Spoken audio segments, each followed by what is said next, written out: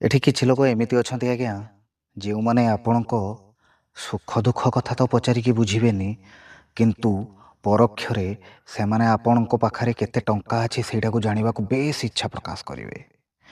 ଆପଣଙ୍କ ପାଖରେ କେତେ ବ୍ୟାଙ୍କ ବାଲାନ୍ସ ଅଛି, ଆପଣ କେତେ ଧନୀ, ସେମାନେ ଆପଣଙ୍କ ଠାରୁ କେତେ ଗରିବ ବା ସେମାନେ ଆପଣଙ୍କ ଠାରୁ କେତେ ଧନୀ, ସେସବୁ ଜିନିଷ ଉପରେ ଲୋକମାନଙ୍କର ବେଶୀ ନଜର ଅଛି।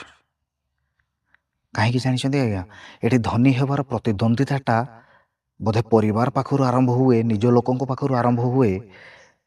ତାରି ଭିତରେ କେଉଁଠି ନା କେଉଁଠି ଆତ୍ମୀୟତା, ଆନ୍ତରିକତାଟା ହଜିଯାଏ। ଜୀବନରେ ଆମେ ଯଦି ସମ୍ପର୍କ, ଆତ୍ମୀୟତା, ଆନ୍ତରିକତାକୁ ଗୁରୁତ୍ୱ ନ ଦେବା, ତେବେ ଧନ ସମ୍ପତ୍ତିର ମୂଲ୍ୟ କ'ଣ ବା ଅଛି ଆଜ୍ଞା? ଏ ସମ୍ପତ୍ତି, ଏ ଧନ ଆଜି ଅଛି କାଲିକି ନଥିବ, ହେଲେ ଏ ସମ୍ପର୍କ ସବୁଦିନେ ବଞ୍ଚିକି ଥିବ।